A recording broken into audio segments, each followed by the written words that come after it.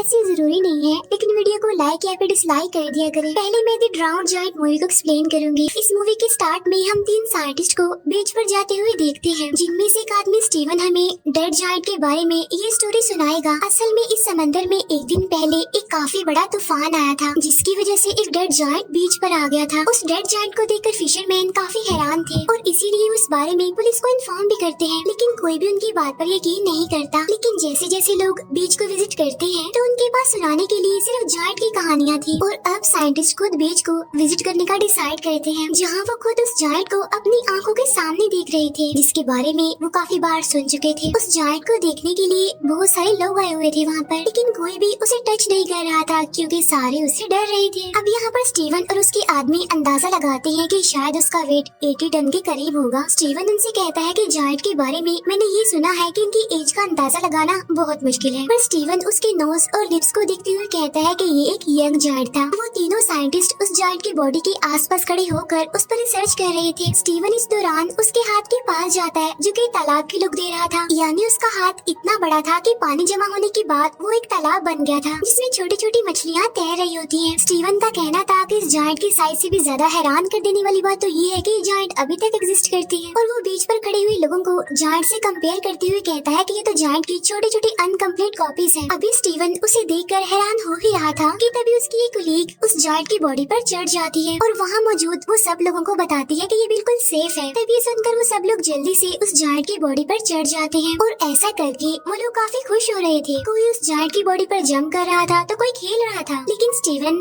ना तो उसे टच करता है और ना ही उस पर चढ़ता है। दूसरी तरफ उसकी कलीग उस जायंट के बारे में नोट्स बना रहे थे और जैसे जैसे टाइम गुजरता जा रहा था वहाँ उस जायंट से खेलने के लिए लोग कम होते जा रहे थे, क्योंकि सब लोग अपने अपने घर जा रहे थे। फिर 3 दिन के बाद स्टीवन दोबारा यहाँ पर आता है, क्योंकि उसका उस जायंट में इंटरेस्ट बढ़ गया था और उसका दावा था कि उसे इस जायंट पर नजर रखते हुए कोई भी परेशानी नहीं हो रही है, क्योंकि वो जायंट उसके आसपास के लोगों की निस्बत ज्यादा जिंदा था। फिर वो दिखता है कि वहाँ पर कुछ बच्चे जायंट के ऊपर स्लाइड खेल रहे हैं और कुछ आदमी तो उस जायंट को काटने की तैयारी कर रहे थे। तो आज वो जायंट के पास देर तक रुकने का इरादा करता है ताकि जायंट के पास कोई भी ना हो। लेकिन जैसे ही वो जायंट के पास आता है तो वो दिखता है कि जायंट डिके होना स्टार्ट हो गया है और उसका हर एक बॉडी पार्ट काफी अजीब दिख रहा है। अब यहाँ वो जायंट के कान पर एक लड़की को देखता है जो उस जायंट के कान को एज अ चेयर यूज कर रही थी। स्टीवन नोटिस करता है कि जायंट के फेस से उसकी यूथफुल लुक खत्म हो गई है, यानी अब वो जवान नहीं दिख रहा। तब वो अंदाजा लगाता है कि समंदर में बहुत अरसा रहने की वजह से उसके टिश्यूज खराब हो गए हैं, जिसकी वजह से उसकी बॉडी काफी जल्दी खराब हो गई है। स्टीवन जायंट के फेस पर एक इंसेक्ट देखता है जो कि उसके मुंह में जा रहा था। तब स्टीवन सोच रहा था कि इंसेक्ट के उसकी मंजिल तक पहुंचने से पहले ही ये जायंट डिके हो जाएगा और अब स्टीवन बहुत ज्यादा हिम्मत करके उस जायंट के ऊपर चढ़ता है। अब जायंट की चेस्ट पर चढ़ने के बाद वो जायंट के बाजू को देख रहा था जो बिल्कुल डिके हो चुका था और कुछ बचा हुआ पार्ट्स इंसेक्ट्स और बाकी बर्ड्स खा रहे थे। यहाँ अब उसकी आंखों के ऊपर अब एक अजीब सा कवर आ गया था जो कि उसकी आईज को भी एक तालाब जैसी लुक दे रहा था। फिर स्टीवन उसकी आंखों में अपना शैडो देखता है और सोचता है कि इस जायंट के डिके होने की तकलीफ उस तकलीफ से कम है जो उसे तन्हाई में दी है। इसके बाद वो यहाँ से चला जाता है। फिर नेक्स्ट टाइम जब स्टीवन उस जायंट के पास जाता है तो देखता है कि उसकी आर्म्स और लेग्स डिके हो चुके हैं और अब वो उसकी बॉडी को गौर से देख रहा था, जहाँ पर जायंट की बॉडी की इंसल्ट की जा रही थी और इंसल्ट करने वाले कोई और नहीं बल्कि इंसान ही थे। अब हालांकि ये जायंट भी तो इंसान की तरह का ही एक क्रीचर था। फिर नेक्स्ट डे स्टीवन जब दोबारा से उस जायंट के पास आता है तो वो देखता है कि उस जायंट का तो सर भी उतार दिया गया है और बर्ड्स और इंसेक्ट्स उस जायंट को खा रहे हैं। अब सर के बगैर उसकी बॉडी इंसानों जैसी बिल्कुल भी नहीं लग रही थी। अब इसी के साथ ही स्टीवन और इस डेड बॉडी का रिलेशन भी कम हो रहा था जो कि इस डेड बॉडी ने बनाया था।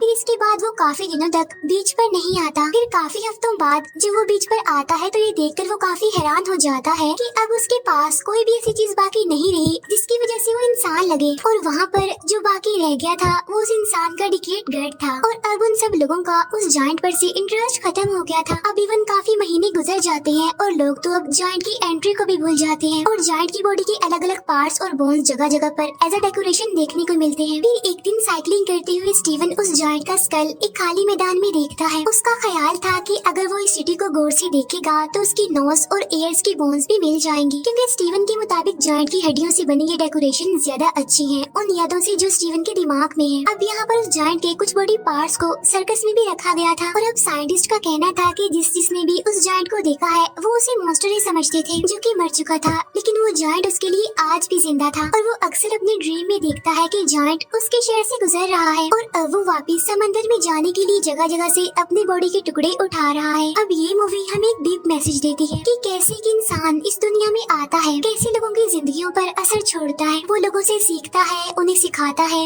लेकिन फिर जब वो इस दुनिया से चला जाता है तो लोग उसे भूल जाते हैं। इवन दिन, महीने, साल गुजर जाते हैं लेकिन कोई उसे याद नहीं करता। सेम ऐसे ही जैसे हमने इस मूवी में देखा कि कैसे एक जायंट आया और सबके अट्रैक्शन बन गया, लेकिन फिर वही बात, दिन, महीने, साल गुजर गई लेकिन किसी को वो याद नहीं रहा। असल में यही इंसान की जिंदगी का कड़वा सच है कि जब तक कोई इंसान जिंदा रहता है तो लोग उसे याद रखते हैं, लेकिन अगर वही इंसान मर जाए तो थोड़े ही दिन बाद लोग उसे भुला देते हैं। और अब मैं एक्सप्लेन करूंगी आइस एज मूवी को। इस मूवी के स्टार्ट में हम एक कपल को देखते हैं जो एक न्यू अपार्टमेंट में शिफ्ट हुए थे। उनमें से आदमी जिसका नाम रोब था वो अपने घर में कुछ सामान लाते हुए नजर आता है। मीनवाइल उसकी वाइफ गेल घर में सामान सेट कर रही होती है। गेल को अपने इस न्यू अपार्टमेंट में एक पुराना फ्रिज नजर आता है जो कि लैंडलॉर्ड इस घर में छोड़ गया था। अब गेल उस अगली फ्रिज से परेशान थी, पर रोब उसे कहता है कि पुरानी टेक्नोलॉजी में जरूर कुछ अमेजिंग होता है, जिस पर गेल टॉन्टिंग वे में कहती है हाँ ये अगली सी मोटर जो उसके ऊपर लगी हुई है। अब गेल यहाँ पर न्यू फ्रिज रखना चाहती थी, लेकिन रोब अभी न्यू फ्रिज अफोर्ड नहीं कर सकता था। गेल अपने हस्बैंड की चालाकी को मजाक में उड़ा देती है। अब वो दोनों इस इशू को यहीं पर छोड़कर ड्रिंक एंजॉय करने का सोचते हैं, क्योंकि वो शिफ्टिंग करते हुए काफी थक जो गए थे। अब जैसे ही रोब फ्रिज में आइस लेने जाता है तो उसे फ्रिज आइस चंक से ढका हुआ नजर आता है। फिर आखिर वो बड़ी मुश्किल से एक क्यूब निकाल कर अपने ड्रिंक में डालता है। वो दोनों मिलकर बैठते हैं और अपने नए घर की खुशी को सेलिब्रेट करते हैं। अब ड्रिंक की एक सिप लेने के बाद रोब को आइस में कोई अजीब सा स्ट्रक्चर नजर आता है और जब उसे रियलाइज होता है कि वो एक जानवर है तो उसे अपनी आंखों पर यकीन नहीं होता। वो आइस क्यूब गेल को दिखाता है और पूछता है क्या सच में इसमें कुछ है। तब गेल जल्दी से मैग्नीफाइंग ग्लास लेकर आती है। वो एक छोटे से क्रिएचर को आइस क्यूब में फ्रीज देखते हैं। वो दोनों उस क्रिएचर को देखकर काफी हैरान और कंफ्यूज थी, क्योंकि वो बहुत छोटी थी। वो नोटिस करते हैं कि इस छोटे से क्रिएचर को हंट किया गया है, क्योंकि उन्हें उसकी बॉडी में स्पेयर्स यानी नेज़े नजर आते हैं। तब ये देखकर वो और ज्यादा हैरान परेशान हो जाते हैं और अब गेल जल्दी से जाकर फ्रिज से सारी आइस निकालती है। तो यहाँ पर रिवील होता है कि इस फ्रिज के अंदर एक पूरी मिडिल एज सिविलाइजेशन वर्क कर रही है। फ्रिज के अंदर टाइम बहुत तेजी से गुजर रहा था, यहाँ का एक सेकंड गुजर रहा था तो वहाँ के हफ्ते गुजर रहे थे। अब ये देखकर वो दोनों हस्बैंड वाइफ काफी हैरान थे और वो ये भी सोच रहे थे कि ऐसा पॉसिबल कैसे हो सकता है। अब वो शहर के अंदर जो लोग थे वो भी इन दोनों को बड़े गौर से देख रहे थे। अब क्योंकि वो छोटे से थे इसीलिए वो इन दोनों को जायंट समझ रहे थे, लेकिन फिर भी उन लोगों को इनके यहाँ पर होने से कोई प्रॉब्लम नहीं थी। फिर कुछ देर बाद रोब उस छोटे से क्रिएचर को अपने घर के एक प्लांट में दफन कर देता है। वो छोटा सा क्रिएचर जिन्हें सबसे पहले आइस क्यूब से मिला था। इस बात पर गेल उसका दोबारा मजाक उड़ाती है। इसके बाद जब वो दोबारा फ्रिज खोलते हैं तो देखते हैं कि अब वो शहर मिडिल एज से इंडस्ट्रियल एज में चेंज हो गया है। वो भी सिर्फ इतने से ही टाइम में,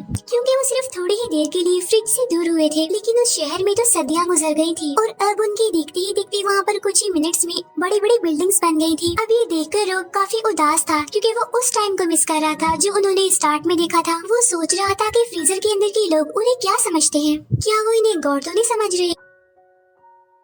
लेकिन तभी वो दो कंस्ट्रक्शन वर्कर को फ्रीजर के अंदर ही उन्हीं के बारे में बात करते हुए देखते हैं। वो कह रहे थे कि हम इन दो पागल जायंट्स को हर रोज देखते हैं और हम उस ब्रोकली को भी देखते देखते थक गए हैं जो गेल के दांतों में नजर आ रही थी। और अब उनके देखते हुए ही वो इंडस्ट्रियल कम्युनिटी मॉडर्न कम्युनिटी में चेंज हो जाती है और वहाँ की सारी बिल्डिंग सुपर स्ट्रक्चर में चेंज हो गई थी और साथ साथ उन्हें वो छोटी छोटी चीजें उड़ती हुई नजर आती है, जो रोब को लग रहा था कि शायद ये प्लेन्स हैं। और टाइम को गुजरते हुए वो लोग काफी गौर से देख रहे थे। रोब अब इस एज को देखकर सरप्राइज था और सोच रहा था कि अगर ये हमारी दुनिया से रिजेंबल करता है तो इस मॉडर्न एज के बाद क्या होगा। और इतनी ही देर में वो वहाँ पर एक लाइटिंग ऑब्जेक्ट को देखते हैं। तब रोब हैरान होता है कि ये क्या चीज है और वो उसे देखने के लिए करीब जाता है। इसके बाद वो जोरदार झटके से दूर गिरता है। अब गेल उसकी हेल्प के लिए उसके पास जाती है और उसका फेस जला हुआ देखती है, जिससे उनको अंदाजा होता है कि वो एक लॉन्चर था और वहाँ पर वॉर चल रही थी। फिर जब वो कुछ सेकंड्स के बाद वहाँ पर जाते हैं तो वहाँ पर सब कुछ खत्म हो गया था। अब वो इस फ्रीजर को बंद कर देते हैं, क्योंकि वो इस वॉर को बढ़ाना नहीं चाहते थे। इसके बाद वो लोग पिज्जा ऑर्डर करते हैं, अपने खाने को काफी इंजॉय करते हैं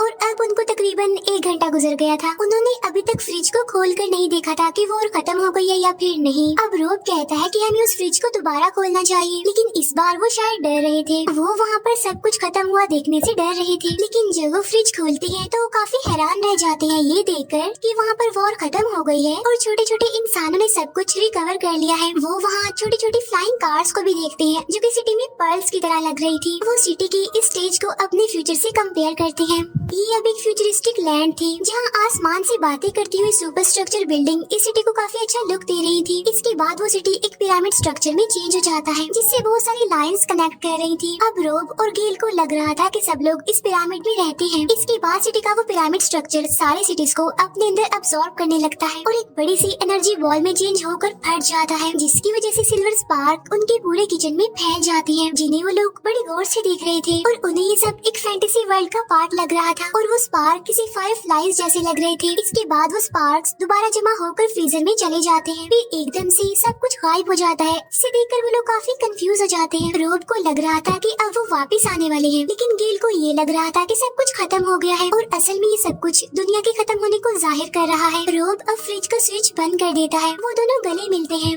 उन्होंने कुछ ही घंटों में ह्यूमैनिटी का स्केच देख लिया था जिसमें उन्होंने पास्ट, प्रेजेंट और फ्यूचर को भी ऑब्जर्व कर लिया था। नेक्स्ट मॉर्निंग वो कपल अपनी नॉर्मल लाइफ स्टार्ट करता है, पर अभी भी उनके जहनों में कल के बारे में कुछ सवालात थे और अब वो सस्पेंस में दोबारा से फ्रीजर को देखते हैं जहाँ वो छोटे छोटे इंसान वापस आ गए थे और वो डायनासोर के मीट से अपना पेट भर रहे थे और कुछ तो डायनासोर से बचने के लिए भाग रहे थे। यानी अब ये ह्यूमैनिटी का स्टार्ट दिखाया जा रहा है। अब यहाँ इस कपल को दिखाते हुए ये मूवी भी एंड हो जाती है, जो अब दोबारा नेचुरल हैबिटेट में रहने वाले उन छोटे छोटे ह्यूमंस को देखने में बिजी हो गए थे। असल में ये मूवी हमें इस दुनिया की क्रिएशन, एवोल्यूशन और एंडिंग का कॉन्सेप्ट देती है, जिसमें इंसान की नेचुरल हैबिटेट से मॉडर्न एज तक का सफर बहुत अच्छे से एक्सप्लेन किया गया है। इस स्टोरी में वो फ्रिज जहाँ हमें मैनकाइंड की एज का कॉन्सेप्ट देता है, वहीं वो कपल हम इंसानों के बिहेवियर को शो करता है। यानी जब फ्रिज में वॉर शुरू हुई तो उन लोगों ने फ्रिज को बंद कर दिया और अपने आप में ही बिजी हो गए और ये चीज इंसान की दुनिया को लेकर केयरलेसनेस को शो करती है और लास्ट में लाइफ का उस पावर बाल की शक्ल में डिसअपीयर होना ह्यूमैनिटी की एंडिंग को शो करता है। और ये मूवी भी यहीं पर एंड हो जाती है।